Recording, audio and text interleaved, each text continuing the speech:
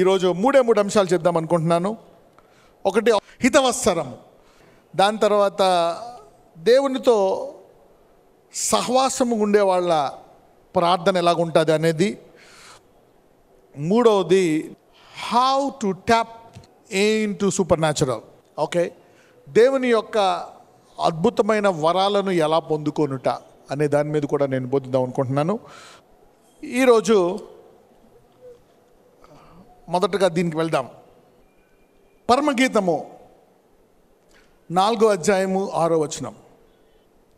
ఎండ చల్లారి నీడలు జరిగిపోవు వరకు గోపురస పర్వతములకు సాంబ్రాణి పర్వతములకు నేను వెళ్ళుదును. ఇక్కడ సొలొమోను రాస్తున్నాడు. చూడండి, శీతాకాలం ఏమో శీతాకాలం పోవాలని ఉంటుంది, ఎండాకాలం కొంతకాలం అయిన తర్వాత, ఎండాకాలం వచ్చిన తర్వాత కొంతకాలం ఏం పోవాలని ఉంటుంది, ఈ ఎండాకాలం అమ్మ ఎండలు దర్శిపోతాను, వర్షాలు వస్తే బాగుండని. వర్షాకాలం వచ్చిన కొంతకాలం ఏమని అనుకుంటుంది, వర్షాలు పోవాలని. చూడండి, ఏదైనా ఒక కష్టము పోవాలి, ఈ ఎండ పోవాలి, ఈ బాధ పోవాలి, ఈ కష్టం పోవాలి అంటే ఆ పర్వతానికి వెళ్ళాలంట. పర్వతం అంటే దేంతో సమానమని చెప్పాను? కొండ, సంఘం. సంఘం, it's a church. When you go to a mountain, నీవు ఒక కొండ వద్దకు వెళ్ళినప్పుడు ఆ కొండ, ఆ విడుదల పొందే వరకు ఎక్కడ ఉండమంటున్నాడు? కొండ దగ్గరే ఉండమంటున్నాడు. అందరూ చెప్పండి, నేను పరిపూర్ణంగా విడిపింపబడే వరకు ఈ కొండలోనే ఉంటాను. Yeah, that's the key. అపోది అంటాడు, ఏమైంది గుడికెళ్ళి ఏమైంది, ఏం జరుగుతుంది గుడికి? ఓకే, ఇంతకాలం అయిపోయింది, నాకు ఇంకా ఏం జరగలేదు, అద్భుతం ఏంటి? ఓకే, బైబిల్లో కొండ అంటే దేనికి కొండ కానీ, లేకపోతే యెరూషలేము కానీ, ఇజ్రాయేల్ కానీ, సియోను కానీ అనే యొక్క పదాలు బైబిల్లో వచ్చినప్పుడు దేనికి సాదృశ్యము అని చెప్తున్నాను? సంఘము. అందరూ చేతుల పైకెత్తి సంఘము అనండి. సంఘం అంటే ఏంటి? ఎక్కడ ఇద్దరు ముగ్గురు కూడుకుంటారో అదే సంఘము. ఓకే, మందిరంలో, కట్టించిన మందిరంలో కూడుకోవచ్చు, ఇద్దరు ముగ్గురు కూడుకోవచ్చు. ఓకే, ఇంకొకటి, కేవలం కూడుకోవడమే సంఘము కాదు. దేవుడు అభిషేకింపబడినటువంటి దైవజనుడు తన వర్తమానమును బోధించుటే వినడము కూడా అది ఒక సంఘము. కానీ ఒక అభిషక్తుడు ఉండాలి. మనకి 9 వరాలు ఉన్నాం. 9 వరాలతో పాటు ఇంకో 5 వరాలు ఉన్నాయి అదే అధ్యాయంలో. ఏ వరాలు తెలుసా అవి? 9 వరాలతో పాటు పౌలు ఇంకొక 5 వరాలు చెప్పాడు. ఇంగ్లీష్లో చెప్తా: teachers, deacons, prophets and apostles. Okay, ప్రవక్తలు, అపోస్తులు, బోధకులు, ఇవాంజలిస్టు, పరిచర్య చేయవాడు. ఉన్నాయా లేదా ఇవన్నీ? ఎందుకు అవి ఎందుకు? ఆ ప్రవక్తల అభిషేకము, ఆ అపోస్తుల అభిషేకం, ఆ బోధించే అభిషేకం సంఘంలో ఎందుకు పెట్టాడు? సంఘాన్ని ఏం చేయాలని? ఎదిగేటట్టు చేయాలని. 5 ఫోల్డ్ మినిస్ట్రీ ఉండాలా లేదా? కొంతమంది అనుకుంటారు మేము 9 గ్యాదర్ అవుతాం, మాకు చాలు అని. Okay, let's go to Corinthians. 1 కొరింథీయులు 12:28. కరెక్టే. నువ్వు ఇంట్లో కొంతమంది అంటారు, ఇంట్లోనే మేము కూర్చుంటామండి, మేము ఇంట్లోనే ప్రేయర్ చేసుకుంటాం, మేము గుడికాల్సిన పర్లేదు, మాలోని దేవుడు అన్నాడు, మాతో మాట్లాడతాడు. చూడండి, there are different callings. Okay, నీతో మాట్లాడతారు కాదన్ను. మరియు దేవుడు సంఘములో మొదట కొందరిని అపోస్తలులో, చూదా, కొన్ని అద్భుతాలు ఉంటాయి, కొన్ని అద్భుతాలు జరుగుతాయి. విశ్వాసులందరూ నమ్మిన వారి వలన ఈ సూచక్రియలు కనపడతాయి. Yeah, there will be miracles. I believe there will be miracles. విశ్వాసుల సూచక్రియలు వేరు, సంఘ కాపరి అయిన క్రియలు వేరు, అపోస్తుల క్రియలు వేరు. ఎంతమంది తెలిసింది? The apostles, the signs. పౌలు అంటాడు అనమాట, నా ద్వారా truly the signs of an apostle are done through me. మరియు దేవుడు సంఘములో మొదట కొందరిని అపోస్తులుగాను, పిమ్మట కొందరిని ప్రవక్తలుగాను, పిమ్మట కొందరిని బోధకులుగాను, అటు పిమ్మట కొందరిని అద్భుతములు చేయవారుగాను. ఆగండి, ఇవన్నీ కూడా ఎందులో ఉంటాయి? సంఘములో. Prophets, preachers, apostles, these are the calls of a church. సంఘము అనండి. మరి నువ్వు మేము 9 కూర్చుంటావంటే అది గర్వము. నీవు ఒక్కొక్కసారి అభిషేకాన్ని గౌరవించాల. నీకంటే పై అభిషేకాన్ని గౌరవించకపోతే అది గర్వము. రోగి అయితే ఏం చేయాలా? గుడికి వెళ్ళి అభిషక్తులు అంటే సంఘంలో ఎవరుంటారని అర్థం అక్కడ. ఎవరుంటారు సంఘంలో? ఇక్కడ చూడండి. మరియు దేవుడు సంఘములో మొదట కొందరిని, అంటే ప్రతి సంఘములో సేవకుడికి ఏ అభిషేకం ఉండాలా? There should be a man who can operate under the anointing of apostles. ఇది దే షుడ్ బి.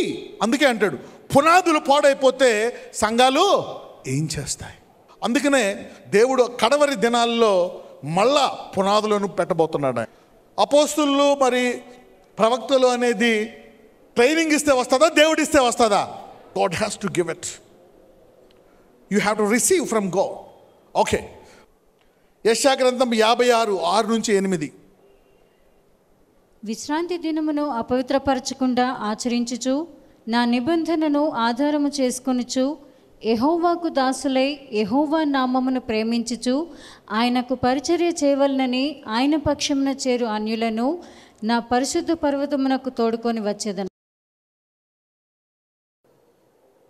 విశ్రాంతి దినమును అపవిత్రపరచకుండా ఆచరించుచు నా నిబంధనను ఆధారము చేసుకొనుచు యెహోవాకు దాసులై యెహోవా నామమును ప్రేమించుచు ఆయనకు పరిచర్య చేయవలనని ఆయన పక్షమున చేరు అన్యులను నా పరిశుద్ధ పర్వతమునకు తోడుకొని వచ్చేదను. అంటే విడుదల ఎక్కడుంటుందంట? సంఘములు. మరి ఇన్ని సంవత్సరాలు అయిపోయింది, ఇంకా సంఘంలో నాకు ఇంకా విడుదల రాలేదేంటి? ఎంతమంది సంఘానికి వస్తూ ఇంకా నాకేం జరగలేదు అనుకుంటున్నారు? చాలామంది. అయినా ఎందుకు వస్తున్నారు? విశ్వాసం అనండి, విశ్వాసం. కొన్నిసార్లు ఆలస్యం జరుగుతుంది, కానీ ఎప్పుడైతే సంఘములోనే ఉంటావో నీకేమొస్తుంది? ఏమొస్తుంది నీకు? విడుదల అనండి, విడుదల. ఆల్రైట్, చూడండి, యేసుప్రభు వారు ఒక సంఘానికి వెళ్ళేవారు. యేసుప్రభు వారు ఒక సంఘానికి వెళ్ళేవారు. ఆ సంఘము ప్రతిసారి ఆయన చాలాసార్లు ఆ సంఘానికి వెళ్ళాడు, చాలాసార్లు అక్కడ వాక్యం చదువుతున్నాడు, చాలాసార్లు ఆ వాక్యాన్ని అనేక వ్యక్తులు చదివారు. కానీ ఎప్పుడైతే ఆయన వెళ్ళి ఈ వాక్యం చదివాడో ఏం జరిగిందో ఈసారి చూద్దాం. లూకా సువార్త 4:16-21. తరువాత ఆయన తాను పెరిగిన నజరేతునకు వచ్చెను. తన వాడుక చొప్పున విశ్రాంతి దినమందు సమాజ మందిరంలోనికి వెళ్ళి చదువుటకై నిల్చుండగా ప్రవక్త అయిన యెషయా గ్రంథము ఆయన చేతికి ఇయ్యబడెను. ఆయన గ్రంథము విప్పగా ప్రభువు ఆత్మ నా మీద ఉన్నది, బీదలకు సువార్త ప్రకటించుటకై ఆయన నన్ను అభిషేకించెను, చెరలోనున్న వారికి విడుదలను, గుడ్డివారికి చూపును కలుగునని ప్రకటించుటకును, నలిగిన వారిని విడిపించుటకును, ప్రభువు హితవత్సరము ప్రకటించుటకును ఆయన నన్ను పంపి ఉన్నాడు అని వ్రాయబడిన చోటు ఆయనకు దొరికెను. ఆయన గ్రంథము చుట్టి పరిచారకునికిచ్చి కూర్చుండెను. సమాజ మందిరంలో ఉన్న వారందరూ ఆయనను తేరి చూడగా ఆయన, నేడు మీ వినికిడిలో ఈ లేఖనము నెరవేరినదని వారితో చెప్పసాగాడు. అనేక సార్లు ఆ వాక్యాన్ని చదివారు, అనేక సార్లు అది యేసయ్య కూడా చదివాడు. కానీ ఆ రోజు అక్కడ ఆ వాక్యం చదివిన తర్వాత చెప్తున్నాడు, ఈరోజు ఈ వాక్యము నీ జీవితంలో నెరవేరుతుంది అని. అంటే రెగ్యులర్గా వచ్చిన 5 ఏళ్ళు జరగలేదు, 4 ఏళ్ళు జరగలేదు, 10 ఏళ్ళు జరగలేదు, కానీ అయినా రెగ్యులర్గా వచ్చి ఆ వాక్యం వింటున్నప్పుడు ఆ సంఘముతో దేవుడు చెప్తున్నాడు, ఈరోజు ఈ వాక్యము మీ జీవితంలో ఏం జరుగుతుంది? నెరవేరుతుంది. Today this will come to pass. ఇప్పుడు దాకా ఎవరైతే అనేక వాగ్దానాలు చదివాం, అనేక సార్లు మేము చేశాం, ఏమి నెరవేరలేదు అనుకున్న వారు ఈరోజు ఈ మందిరములో ఈ వాక్యము హితవత్సరము విడుదల మీకు నెరవేరును గాక. అందరూ చేతుల పైకెత్తి మళ్ళీ ఆమెన్నానండి. వెన్ ఐ టెల్ సంబడి, ఒక్కొక్కసారి వాళ్ళకి తెలియదు, you don't know what will happen, but later you will know. ఈరోజు అనేక సార్లు మీరు చదివారు వాక్యము, కానీ స్వస్థత విడుదల నీకు కావాల్సింది ఈ సంవత్సరం నీకు జరుగునుగాక. ఒక్కొక్కసారి దేవుడు వాక్యము ఎన్నిసార్లు? 2 సార్లు చెప్తాడు, ఒక్కొక్కసారి 3 సార్లు, ఒక్కొక్కసారి 4 సార్లు. ఎందుకు 2 సార్లు 3 సార్లు 4 సార్లు చెప్తాడో తెలుసా? రెండోసారి చెప్తే దాని అర్థం ఏంటో తెలుసా? నిశ్చయముగా. ఫరోకి ఎద్దులు సన్నగా అయిపోవడము, బాగుపడడం అనే దర్శనం ఎన్నిసార్లు వచ్చింది? 2 సార్లు. అప్పుడు యోసేపు అంటాడు, ఇదిగో రాజా, ఈ దర్శనము నీకు 2 సార్లు వచ్చింది కనుక దర్శనము నిశ్చయం. అంటే ఏంటి? ఈసారి అనేకుల జీవితంలో ఇంకా ఎవరిలో నెరవేరలేదో నిశ్చయముగా నెరవేరును గాక. హితవత్సరము ఎందుకు బైబిల్లో చూడండి, మత్తయిలో ఉండేదే మార్కులో ఉంటుందా? మార్కులో ఉండేదే లూకాలో ఉందా? లూకాలో ఉండేదే యోహాన్లో ఉందా? ఎందుకుంది అంటే యేసు చేసు కార్యములు, ఆయన శిలువ నిజము. అందరూ చెప్పండి, అవి నిశ్చయముగా జరుగును గాక. ఎప్పుడైనా మీకు అనుకున్నారా మత్తయిలో ఉంది కదా, మళ్ళా మార్కులో ఉంది కదా, మళ్ళా లూకులో ఉంది కదా, జాన్లో ఉంది, 4 వాటిల్లో ఎప్పుడైనా 4 అంశములు 4 అంశము 4 అధ్యాయాల్లో ఉన్నట్టు ఎవరైనా చూసారు ఎప్పుడైనా? Yeah, you see this. Why? ఎందుకు ఇన్నిసార్లు? నిశ్చయముగా అనండి, to show the surety of the scripture. ఎప్పుడైనా ఒకే వాగ్దానం 2 సార్లు వచ్చిందా? నువ్వు అనుకుంటావు, అబ్బా ఇది పోయిన వారం వచ్చిందా, వద్దు ఇంకోటి కావాలి, ఇంకోటి తీసుకుంటావు, వద్దు తీసుకో అదే. 3 సార్లు వచ్చిందా? నా అంటే ఏంటి? నిశ్చయముగా దీన్ని నెరవేరుస్తాను అని అర్థము. ఒక వాక్యాన్ని టైం లేక ఆ వాక్యాన్ని మళ్ళా చెప్పడం వేరు, తెలిసి మళ్ళా చెప్పడం వేరు. యేసుప్రభు వారు తన కుమారుడితో ఒకసారి ఏమన్నారు తెలుసా?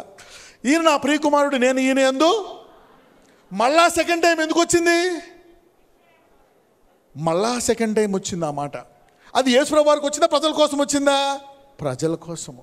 యేసుప్రభు వారికి తెలియదా? తెలుసు. 2 సార్లు ఎందుకు వచ్చింది? ప్రజలు చెప్తున్నాడు అనమాట. ఎందుకంటే ప్రజల్లో డౌట్ ఉంది, ఈయన నిజంగా దేవుని కుమారుడేనా, ఈయన నిజంగా రాబో ప్రవక్తేనా అని డౌట్ ఉంది. అంటే నిశ్చయం అనడానికి ఎన్నిసార్లు వచ్చింది స్వరము? 2 సార్లు. కుమారుడికి తెలుసా తెలీదా? తెలుసు. ఎప్పటి నుంచి తెలుసు? ఎప్పటి నుంచో తెలుసు. కుమారుడు చిన్నప్పుడే తెలుసు తండ్రి కుమారుణ్ణి ప్రేమిస్తున్నాడు అని. Every time God repeats it, that's surety. ఇది దేవుడు మీకు మళ్ళా ఇప్పుడు చెప్తున్నాడు అంటే అర్థం ఏంటి? ఈ సంవత్సరము ఏ బంధకాలైతే విరగలేదో అవి నీ జీవితంలో విరుగును గాక. ఆల్రైట్. రెండోది, చాలాసార్లు ఎవరికైనా ఏదైనా బాధ వచ్చినప్పుడు నేనేదో పొరపాటు చేశా అందుకే ఈ బాధ వచ్చింది, చేసుకున్న వారికి చేసుకున్నంత భరించి ఎప్పుడైనా నీవు కృంగిపోయావా? ఎంతమంది అలా కృంగిపోయారు? అలాగా ఓకే, ఇది సహజం. నేనే తప్పు చేశా అందుకే నాకు ఈ రోగం వచ్చింది, ఈ తప్పు చేశా అందుకే మా ఇంట్లో వాళ్ళకి ఇలా జరిగింది, ఈ తప్పు చేశా అందుకే ఎలాగైంది. Okay, you must have experienced this, you must have experienced this. అయితే అయినా నువ్వు దేవుని విడిచిపెట్టకుండా కొంతమంది ప్రార్థనలు చేయరు. ఎందుకంటే నేను చేశాను, నాకు ఇది జరిగింది కాబట్టి నేను దాన్ని ఏం చేయాలా? అనుభవించాలా అనండి, అనుభవించాలా. కానీ కొంతమంది దైవజనులు ఏం ప్రార్థించారో చూద్దాం. కీర్తనలు 143 మొదటి నుంచి చదువుకుందాం. యెహోవా నా ప్రార్థన ఆలకింపుము, నా విన్నపములకు చెవియొగ్గుము. నీ విశ్వాస్యతను బట్టి నీ నీతిని బట్టి నాకు ఉత్తరమిమ్ము. నీ సేవకునితో వ్యాజ్యమాడకుము, సజీవులలో ఒకడును నీ సన్నిధిని నీతిమంతుడిగా ఎంచబడడు. చూడండి, ఇక్కడ దావీదు ఒక పొరపాటు చేశాడు. దావీదు మీదకి ఏమొచ్చింది? తీర్పు అనండి, జడ్జ్మెంట్. జడ్జ్మెంట్ ఇంగ్లీష్లో ఉంటుంది. అయితే దావీదు ఏమని ప్రార్థిస్తున్నాడో తెలుసా? Enter not into judgment with thy servant. నీవు నన్ను తీర్పు, నేను పొరపాటు చేశా అయినా నన్ను తీర్పు తీర్చక. మనం ఏమనుకుంటాం? దేవునితో లోతుగా లేకపోతే ఏమనుకుంటాం? నేను ఈ పొరపాటు చేశాను అందుకే నాకు ఈ తీర్పు తీర్చబడ్డది. కానీ దావీదుకి దేవునితో లోతైన సంబంధం ఉంది. లోతైన సంబంధం అనండి. అందుకని ఏమంటున్నాడో తెలుసా? నీవు నీ సేవకునితో వాద్యము ఆడకము, సజీవుల్లో ఒకటిని సన్నిధి నీతిమంతుడిగా నుంచోలేడు. నేను తప్పు చేస్తే నువ్వు నన్ను ఎందుకు విమర్శిస్తావు? నేను నీ సేవకుడిని, నేను తప్పకుండా మారుతాను, నన్ను క్షమించు, నాతో తీర్పు తీర్చక. అందరూ లోతైన సహవాసం అనండి. You see that? అదే నీకు ఈ లోతైన సహవాసం లేదనుకోండి, అరే నేను చేసుకున్న దానికి ఇంతే అనుకుని అనుభవిస్తావు నువ్వు. ఈరోజు మీరందరూ దేవుని కృపను వాడుకొని విడుదల పొందునుగాక.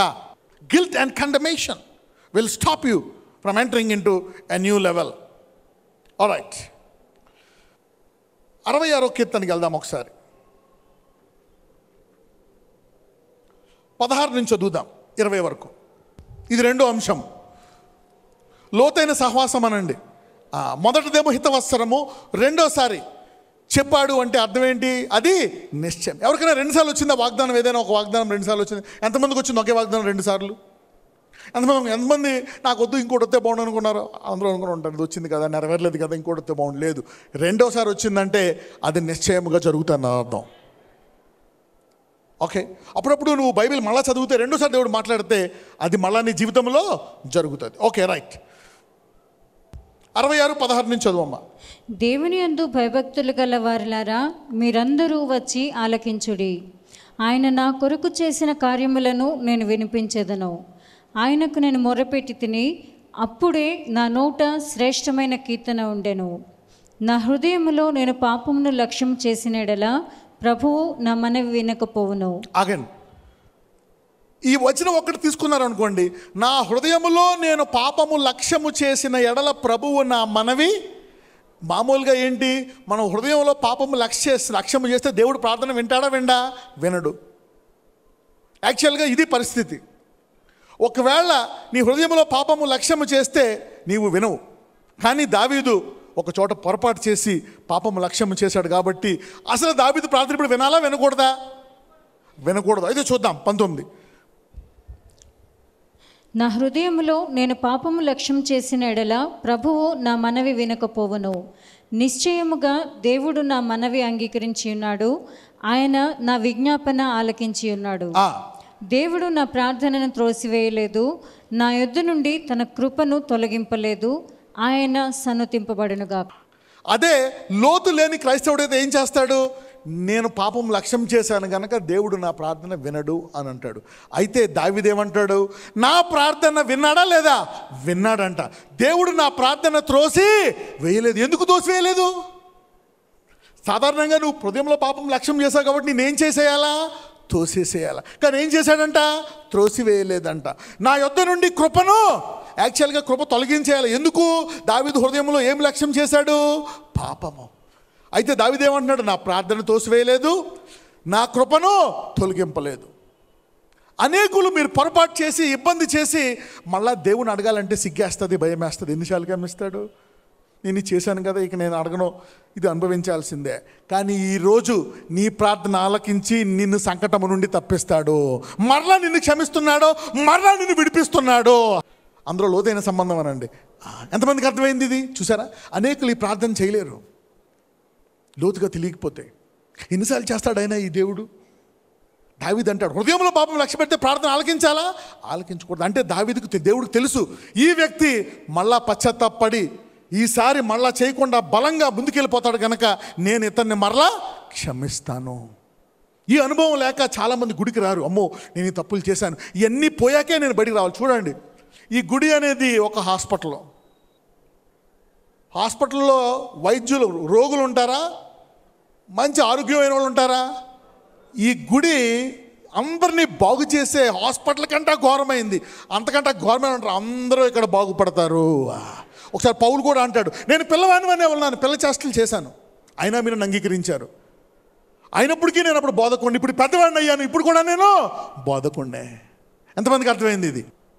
When somebody messes up, don't, నేను చెప్పాను కదా, శోధనల్లో ఎవరైనా పడిపోతే హే ఇతను రాంగ్ అంటే ఏమవుతావు? నువ్వు కూడా శోధింపడతావు. వాళ్ళని ఎలా లేవనెత్తాలంట? సాత్వికమైన మనస్సుతో. ఎందుకంటే ఒక్కొక్కసారి స్వనీతి పెరిగిపోవడం వల్ల కూడా they won't accept some things. స్వనీతి పెరిగిపోవడం వల్ల there is a kind of self righteousness.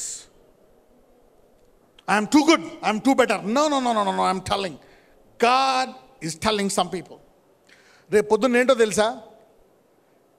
బలహీనుల్ని దేవుడు ఈ శాస్త్రులు పరిసయ్యులు మేము పర్ఫెక్ట్ హోలీ అనుకునే వాళ్ళకంటే బాగా గొప్పగా వాడుకోబోతున్నాడు.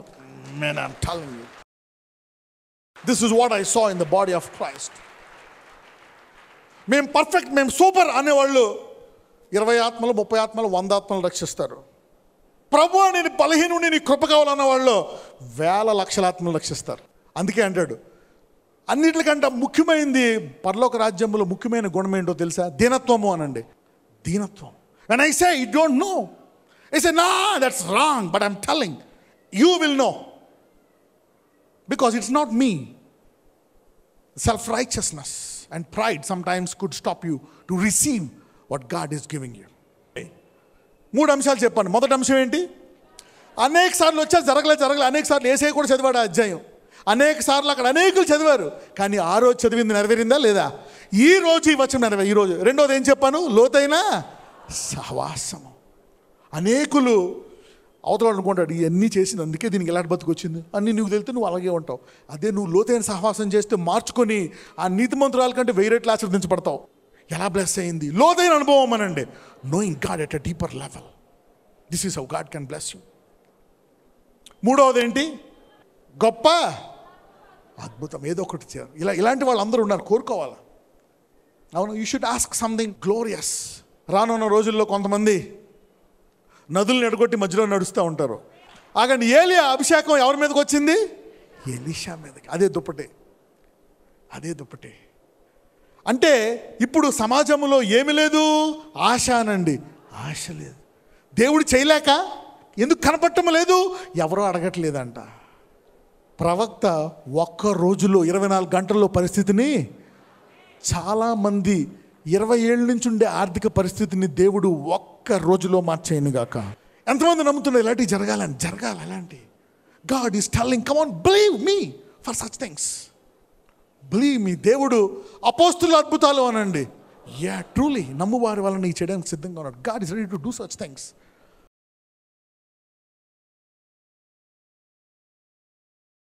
నజరేయుడైన యేసయ్య, ఇదిగో వారి పరిస్థితిని మార్చండి. అనేకులు మేము పాపాలు చేశాం, మేము ఈ చేశాం, మా పరిస్థితులు మారట్లేదు అయ్యా అనుకుంటున్నారు, కానీ దేవుడు దాన్ని మార్చడానికి సిద్ధంగా ఉన్నాడు. ఇదిగో అనేక సార్లు సంఘానికి వచ్చావు, అనేక సంవత్సరాలు వచ్చావు, ఏం జరగలేదు అనుకుంటున్నావా? దేవుడు హితవసరం ప్రకటిస్తున్నాడు. ఈరోజు నీకు విడుదల.